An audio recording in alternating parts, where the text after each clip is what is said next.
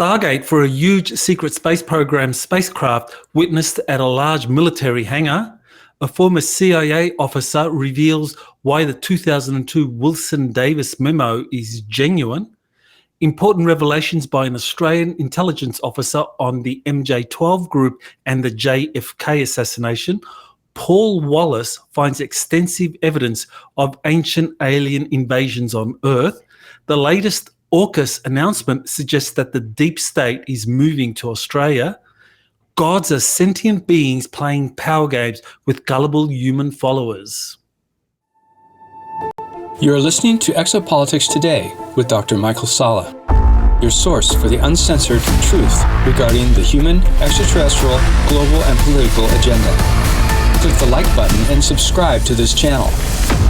And now, here's Dr. Michael Salla. Welcome to the August 17 edition of Exopolitics Today, the week in review. I've got a few interesting stories that emerged this week, so let me get into those and make some announcements along the way. So there was a new update by JP, which is Stargate for a huge secret space program craft witnessed at a US military base. This is the same base that he took me to back in early 2003. So this is something that I have witnessed. I went to this base, and it is definitely something very significant, this Stargate as he described it, and maybe I'll be able to play a little bit of the video for you so you can actually see how the Stargate looked. Here's the video with JP where he discusses his mission to a very large hangar where he saw a Stargate. So here's the picture. You can just see it. This is an illustration on the top left here of the Stargate inside of this huge hangar as he saw it. And there were a kind of huge stack of electronic gadgets along the walls. This was a very significant thing because he says that he went there to deliver certain equipment for the program. He was there with two other military personnel, and that they saw this Stargate, this huge Stargate that could easily have a large aircraft. I mean, he described a C-130 Hercules or something as big as two jumbo jets as being able to go through this Stargate. So that's quite significant because up until this time, I hadn't known that these Stargates or these portals, space-time portals, could be used for such large craft at a military base. I thought something like that would probably have to be deep in space, but here it is in a military base in a very large hangar. And he described how this large craft that was larger than a C-130 Hercules was getting ready to leave, to go past through the hangar, and how he was encouraged to take a look at it, to watch it take off. But the two military people that were accompanying him panicked and they wanted to leave, and so JP felt he should leave with them, and so he didn't actually get to see it take off. But he saw another similar large craft coming in as though it was going to come through the Stargate, and this craft that was in the hangar ready to take off, he saw it levitate. It was an anti-gravity craft, and what was very clear was that the military personnel guarding him and the other two were kind of a bit surprised that JP and his two colleagues didn't stay to watch the craft take off. And so what that suggested was that they knew that JP was there not so much to deliver equipment. I mean, that was the kind of like the ostensible goal, but that he was there to do something else, which was to be a witness and to then report on it. And so that tells us that there are many within the secret space program who are aware that JP is playing a a kind of a covert sanction disclosure role, that he has officers in the command hierarchy who want him to see things and want him to report these things to the general public. And so that's very interesting, because having been reporting on JP's updates now, and this is update number 36, that having been reporting on these for the last few years, it's become very clear that there's no real rhyme or system or logic to the experiences JP is having. It's almost like he's being exposed to a lot of different situations because the people in the secret space programs that are running it want the general public to know what is going on across a spectrum of different projects. For those of you that have been following JP's updates for some time, you're ahead of the curve, because I know many others are still skeptical about JP because they question whether he is really part of the military, and but of course this is part of the agreement that has been reached, that he cannot reveal the base where he works, he cannot reveal the unit that he is working with, and he's got to keep himself anonymous. So for how much longer that's going to persist, I'm not quite sure. Hopefully that will change with the upcoming conference in Denver, Colorado. JP will be making an appearance. Now, whether he's on stage or whether it's through Zoom, we're still not sure yet, but definitely that's something to be covered. Now, just for those that are not aware, I first released JP's update on my Patreon channel. So for those who haven't subscribed yet, you get the benefit. There are several benefits for joining my Patreon channel. It's only $7 a month, and you get early access to all of my videos. So that early access can be up to 48 hours. So you get early access. So that way you see it before it's released on YouTube and Rumble. And you also get to watch it ad-free. And also you get to support me putting out all of these interviews for free to people on my YouTube and my Rumble channel. So this is a great way to support Exopolitics today by becoming a member on the Patreon channel, and you get this great gift of being able to see these important updates before everyone else does on the other channels.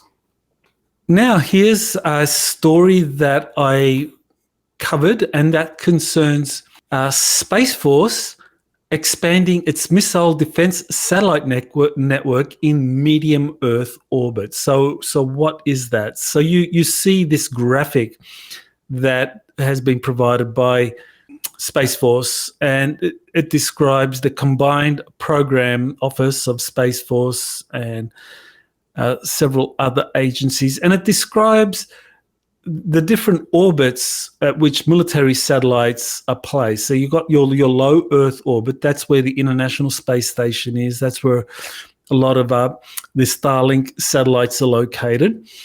And that's typically around 200 miles to, I'm not quite sure exactly whether it's a couple of thousand miles.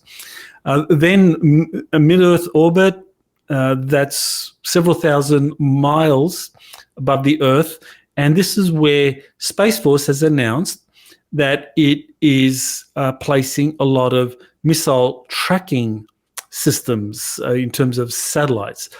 And then you get a high Earth orbit, which is, I think, anywhere from around 10, 20, 30,000 miles above the atmosphere. And that's where you have like your geosynchronous satellite systems. So why is this significant? Well, the reason I thought this was significant is that it's really knowing that the real goal of these satellite surveillance systems is not so much to monitor, intercept missiles, even though that is the publicly declared function of these satellite systems, is they're there to detect missiles that are flying from one destination to another, but that what really is going on is that you have at those different levels, low Earth orbit, middle Earth orbit, and high Earth orbit, you have different systems in place there. And some of those systems are to track UFOs. They're there to see which UFOs are entering Earth's orbit or Earth's atmosphere, which are leaving Earth's atmosphere. And they're also there to help triangulate these objects for the directed energy weapon systems that are on Earth's surface, and also some of those are in space. So what we do have is this announcement is signifying that the Space Force is doing more than just putting up an expanded missile defense satellite network. It's really putting up in place or taking over the functions of monitoring, intercepting, and destroying any UFOs or spacecraft from coming or leaving the Earth that are uninvited. So here's a video interview. Now, I'm not sure exactly when this video interview was taken.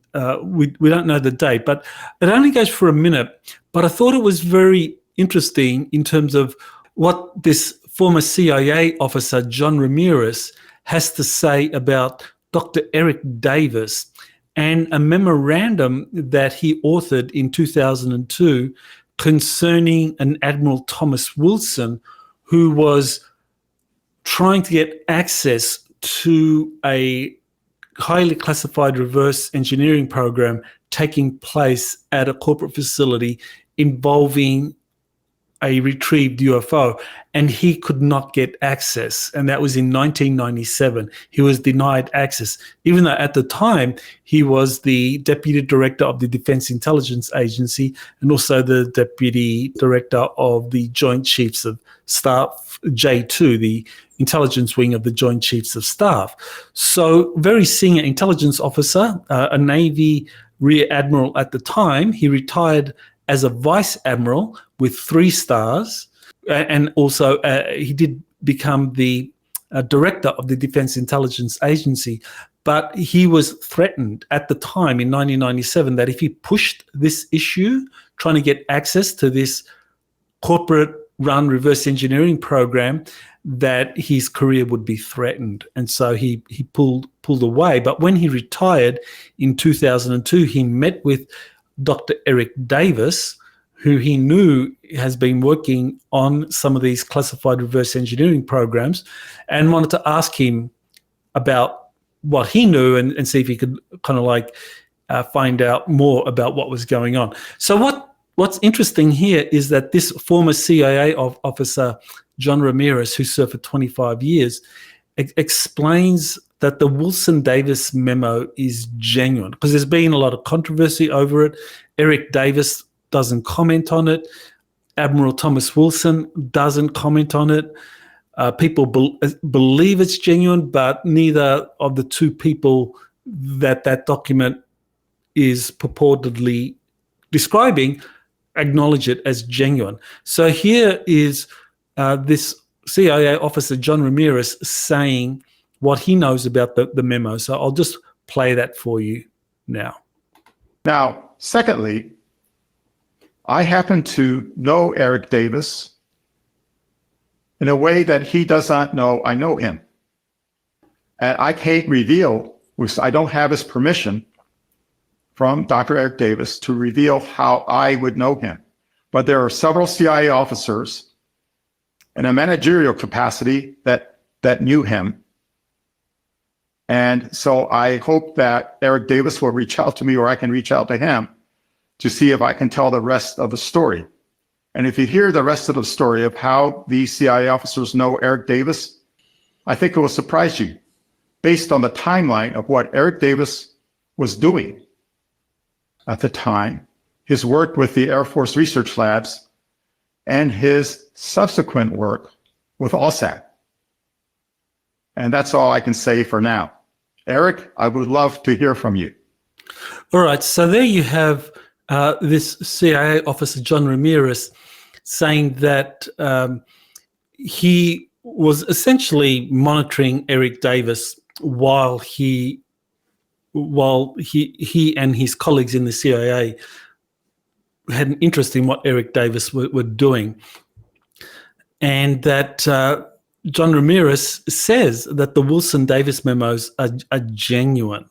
So this is based on what he learned through he and other CIA officers monitoring Eric Davis, and he wanted to reach out to Eric Davis, as you heard. So I thought that was very interesting that you actually have a former CIA officer saying that Wilson-Davis memo is authentic, and therefore we know that with more certainty now that there was this case of a vice admiral or rear admiral at the time being denied access to a corporate-run reverse engineering project concerning UFOs. Here's a story concerning a Israeli researcher into the consciousness, and he authored a book, Stalking the Wild Pendulum. What's very interesting is that he's a Israeli-American scientist and inventor, innovator in the field of biomedical research, really did some outstanding work on consciousness. And so his book, Stalking the Wild Pendulum, is a classic. And what he said was that we live in a simulation, that the entire universe is an elaborate simulation, and that we are consciousness that are playing these roles of inhabiting these kind of physical avatars that are doing all the things that we do in the universe, like a very interesting approach to understanding consciousness. I mean, his book has a lot of information in there.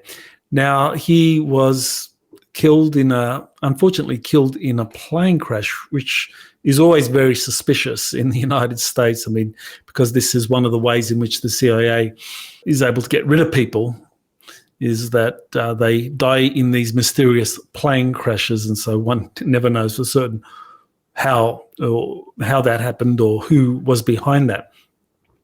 Now, Robert Monroe is another individual that was a pioneer in the study of consciousness. Robert Monroe was someone that began spontaneously experiencing out-of-body experiences, and he wrote 3 books on it, set up an organization called the Monroe Institute, which continues today to put out to conduct retreats and courses where people can develop their consciousness and develop the ability to conduct these out-of-body experiences, which is fascinating. I've done 4 courses now with the Monroe Institute, and I've gotten a lot out of it, and I do plan to do more.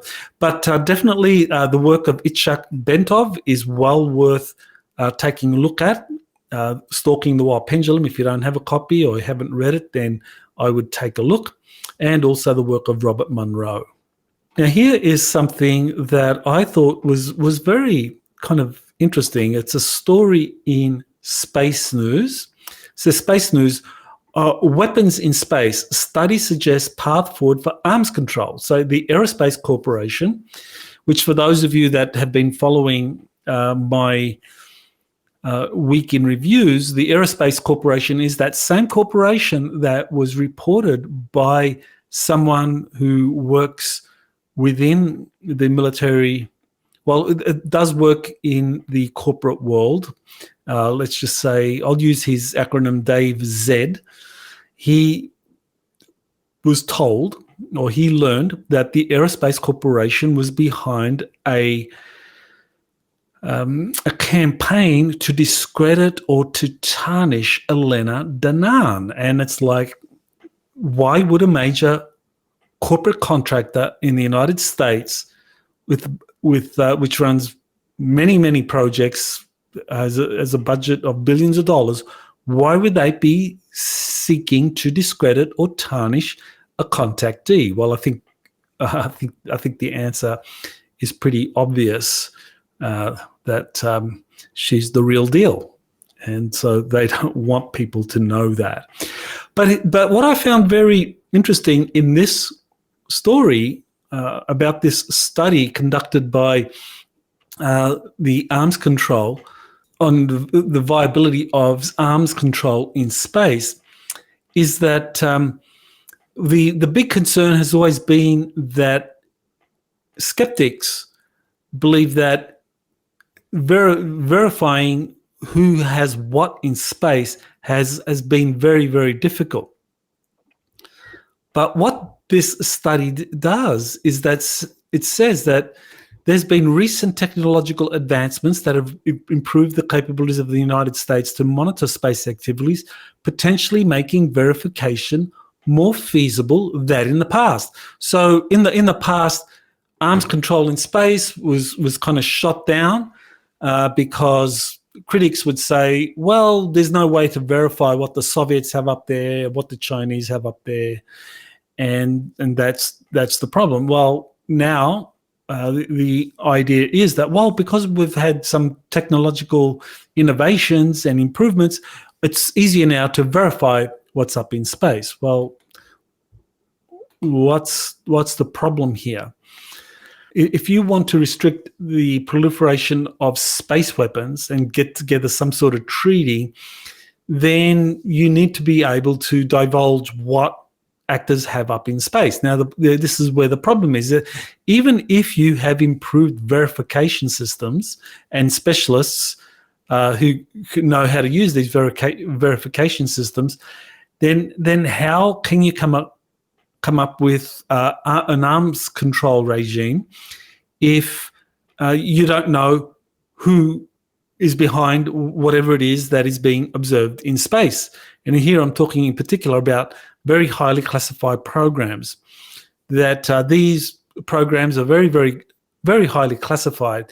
And it's highly unlikely that you're going to have elected representatives or weapons inspectors, the people that are involved in arms control, the people that are involved in putting together the treaties, in setting up some kind of prescription or legislation preventing the weaponization of space.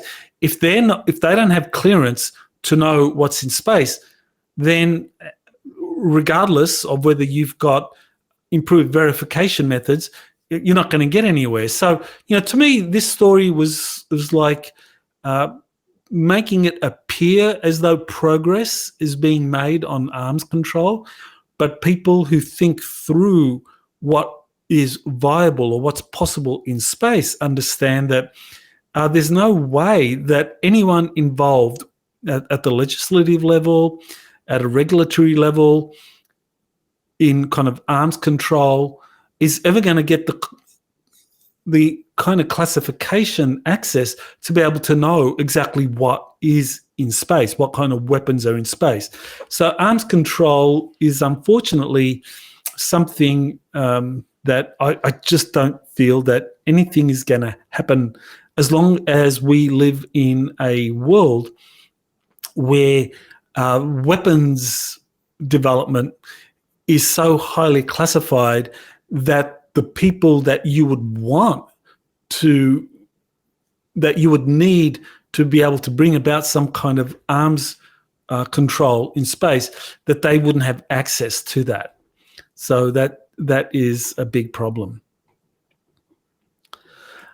This is something that I thought was very significant, given that there is this geopolitical crisis in the Middle East, in Palestine. Of course, I'm sure everyone is aware of the Hamas-Israel conflict, and also the potential for a new war to begin involving Iran, because Iran is associated with the Hamas attacks on Israel, which is a stretch simply because the Iranians are Shiite Muslims and the Hamas are Sunni Muslims, and Shiites and Sunnis just do not get along. I mean, they will kind of give each other a lot of lip service, especially as far as the Palestinian cause is concerned. But they're not allies. I mean, we can see that in Syria, in the Syrian civil war, Shiites and Sunnis were fighting on opposite sides. The Iranians were funding were funding Shiite groups in Syria against these Turkish-funded Sunni groups in Syria. So there is this animosity between those two religious factions in the Islamic world. But nevertheless, in the West, people like to think, and the Israelis want to put out this propaganda, that the Iranians were behind or helped fund the Hamas attacks on the Israeli settlements. And that's, anyone that looks at that more closely, they will find that actually Hamas is not funded by the Iranians at all. It's actually other Gulf states like Qatar and even Turkey that are supporting the Hamas resistance movement. But nevertheless, this is what has been put out there. But what I've found very interesting in this news story was that there is this conflict between the Israeli defense minister. Actually, it's more than the Israeli defense minister. It's the military intelligence community in Israel clashing with the Israeli leadership, which is the Prime Minister's office. And so on the one hand, you've got the Prime Minister saying that there is a military solution to the conflict with Hamas, which is that we'll just wipe them out. Whereas the defense minister and the intelligence community say, no, Hamas is an idea. You cannot defeat it. You've got to start negotiating. And so there's a policy rift that's growing within the intelligence community. And to me, that's a sign of people waking up in Israel that really, this whole effort to start a war with Iran is really just an attempt by the deep state for a new war to happen. And this is where we really need to have diplomacy to resolve the conflicts here between the different actors in this geopolitical conflict. And the reason why this is relevant to exopolitics is quite simple, because as long as humans are still fighting, like different nations are fighting over critical power spots or energy centers of the earth. I mean, Israel, the land of Israel, Palestine, sits over some important kind of energy centers for the planet. As long as there's a lot of fighting and conflict there, then this kind of new world that is approaching us in terms of disclosure, extraterrestrials openly interacting with us, inner Earth civilizations revealing themselves, advanced technologies being shared with us, and us moving into a Star Trek future, that is being delayed because the deep state is still fueling these conflicts. And what the galactics and what the inner Earth civilizations see is that, well, humans still don't believe that they have this kind of deep state, this cabal of predators, people who profit out of the misery caused by war, famine, and so forth, that humanity needs to understand that the deep state is very real and we need to control it, if not eliminate it.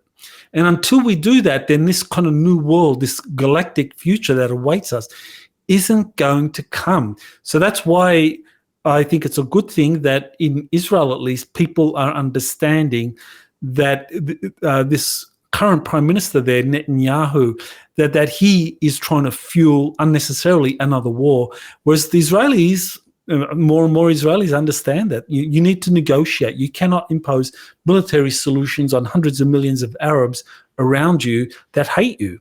The only way to overcome that is to reach agreements. You use diplomacy. So it's good that there are people within the Israeli military intelligence hierarchy that are finally getting it, that this Netanyahu is really just a deep state proxy trying to start up an unnecessary war with Iran. Now, this was a story, well, an interview that I thought was very interesting. This is an interview that was conducted on News Nation with an Australian intelligence officer. And in this news story, Ross Coulthart, a former, well, he's actually still a journalist, a very prominent Australian journalist. He's interviewing Jeffrey Cruikshank, and he learned some he learned some important things that made him reassess his view on the Majestic 12 documents, and I'll talk about that soon, but also learned some very interesting things. Now, the first thing that's very relevant was that it was revealed that General Curtis LeMay, in the early 1960s, while he was the Air Force Chief of Staff, was very eager to create a first strike capability against the USSR. And so a program was set up called Palladium. And so this Australian intelligence officer knows a lot about Palladium and was revealing what he knew about it. Now, this is where it's relevant to my own exopolitics research, because in 1971, David Adair said that he was funded by the US Air Force because General LeMay, who was retired at that time, instructed the Air Force to fund David Adair, because Adair had developed this electromagnetic fusion containment engine. And so LeMay had arranged for Adair to get the funding and also Air Force personnel to help this 17-year-old kid build this electromagnetic fusion containment engine. And so it was successfully tested. It landed at Area 51. And so when David Adair went to Area 51 to look at what was going on, he was accompanied by this German paperclip scientist, Dr. Arthur Randolph. And Randolph revealed, or David Adair figured out, that they were developing a first strike weapon against the Soviet Union. And so Adair took the opportunity to destroy his rocket because he didn't want his invention to be used for developing a first strike weapon against the Soviet Union. So, but I thought it was very interesting that you got this Australian intelligence officer confirming that Curtis LeMay was very interested in developing a first strike capability against the USSR, and David Adair, nearly a decade later, says that he had to destroy something because the plan by the Air Force was to use his invention for a first strike weapon. So I thought that was very, very, very significant.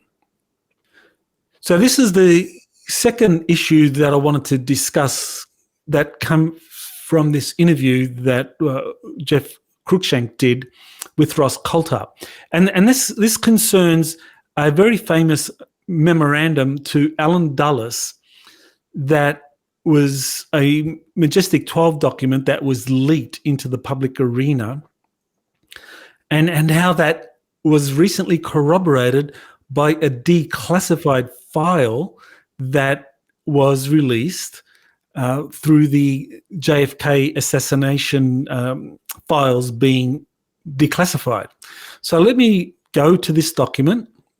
You can see this document, and what it shows is that on Wednesday, 28th of June, 1961, you had Alan Dulles, the director of the CIA, meeting with President Kennedy twice on that day, once at 12 o'clock and once at 3:30. Now, this becomes relevant because of this document. So this document, you can see it's dated June 16, 1961, but up here you see June 29. So this is one day after that earlier document.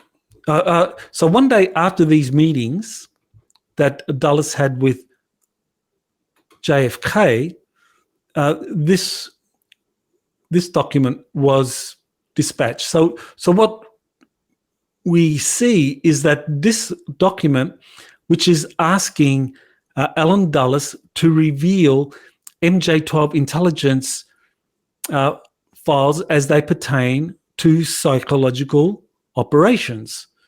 Now, MJ-12, that's the name of the shadowy group that has been running the UFO programs since 1949. And psychological warfare plans was the kind of terminology used for hiding classified UFO files.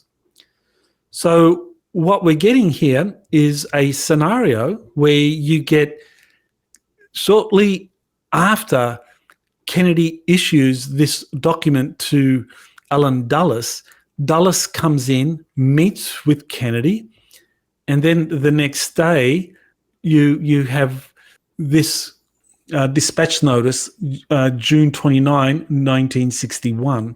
So what it suggests is that Alan Dulles and President Kennedy were meeting to discuss his request to have all CIA files concerning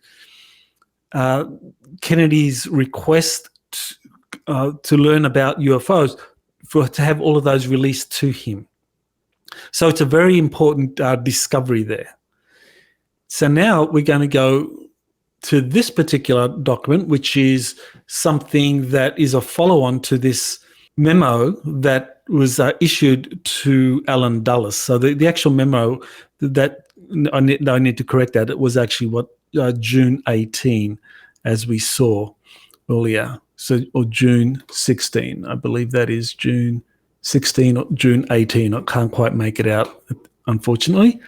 But nevertheless, that the memo that Kennedy issued to Alan Dulles to have him share any classified UFO files under this kind of psychological warfare pretext that the MJ-12 group had in its possession, that now that we know that Kennedy and Dulles met around the time that memo was issued, then we have more confidence that this burned MJ-12 memo containing 8 directives that were predicated on JFK or Lancer, that was the Secret Service name for him. And in this document, it refers to Lancer becoming a threat to MJ-12 operations.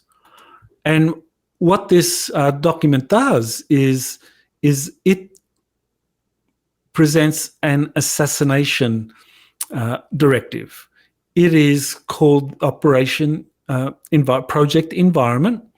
And it says here, and I'll read it out, it's very blurred, when conditions are non-conducive for growth in our environment in Washington, the weather is lacking and it should be wet. Now, that's a cryptic assassination directive because the reference to it should be wet is how the world of the intelligence world refers to assassinations, because that goes back to the Soviet era, and when the Soviets conducted assassinations, they referred to it as wet works. So that was something that was adopted within the intelligence community. And so here you have a document that was issued after Kennedy tried to get access to the Majestic 12 UFO files, but was denied access by Alan Dulles. And here is a document that is a cryptic assassination directive. And I discuss all of this in my book, Kennedy's Last Stand. I go into much more detail into these various Majestic 12 documents.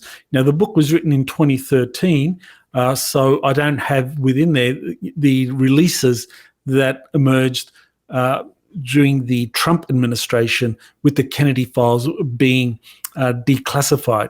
You know, that would have to be done in an updated book edition. But nevertheless, it still has all of the MJ-12 documents relevant to the JFK assassination, ones that I've discussed and many more, all in here. So definitely worth taking a look at that. Here's an interview I did with Paul Wallace, and he talks about the evidence of ancient extraterrestrial invasions found in the Bible and in ancient texts. So what Paul Wallace has been able to find is that there are many references to extraterrestrial contact in the Bible, in the Quran, in the Torah, and also around the world in other cultures. But he says it doesn't stop there, that many of these contacts, actually, when you look at them closely, while some were benign, others were anything but benign. They were actually trying to take control of humanity. So it was like he was talking about different factions of extraterrestrials, some benign, some malevolent, and the malevolent ones were truly trying to take over control of the planet by launching wars of aggression, using advanced technologies, conscripting human proxies to go to war against peaceful rivals. So what you would have, for example, is that you would have one kingdom where you would have, say, a positive extraterrestrial, just say, for example, Enki. Enki was the god of wisdom, alchemy, and he was someone that was very interested in arts and philosophy and so forth. And so in his kingdom, the people would be encouraged to develop their skills in that regard. But in an adjoining kingdom that was run by his half-brother or someone associated with his half-brother Enlil, they were more interested in conquest. They were more interested in weaponizing advanced technologies to be able to use that to conquer their rival city-states. So that's exactly what was going on. So Paul Wallace looks at all of these historic books, and he describes that what we have here are a series of alien invasions or extraterrestrial invasions where you have these malevolent or imperial extraterrestrials stirring up their human followers and giving them advanced technologies so that they could go and conquer different parts of the world. So Paul Wallace is an excellent biblical scholar. He does a lot of field work. So definitely, if you haven't listened to that interview, it is worth listening to. And in it, we're discussing the 5th book in his best-selling Eden series. Book 5 is just called Ancient Alien Invasions. So definitely take a look at that book. All right, so now there's a conference announcement. So this will be my first and only US conference appearance in 2024. And that's going to be in the city of Westminster, which is, I believe it's a suburb of Denver, Colorado, from September 27 to 29. So I'm going to be there with really a stellar lineup of international speakers, and we're going to be talking about the latest information on extraterrestrials, secret space programs, and Earth Alliance operations. So Galactic Spiritual Informers Connection 2024, be there. Hope to see you there. Here's a retweet I did of something that Elena Danaan put out. And this is what she has learned from her interactions with different extraterrestrial groups, is that there are no real gods. There's only non-sentient cosmic laws. That there are a bunch of sentients or extraterrestrials playing gods for power games or to fool people, and there are many people that follow these, but they are definitely not gods, and that these different celestial beings, whether we're talking about Yeshua, Jesus, Ea or Enki, Buddha, and many others, they dedicated their lives to show you compassion, introspection, and that it's all about connecting with your divine self, the light within, the inner light. Now, that statement to me resonated because very early on in my own kind of like intellectual development, I studied philosophy. I actually have a master's degree in philosophy. And someone that influenced me tremendously at the time and still has influence is Plato and Socrates. And what Socrates had to say about the gods was something very similar.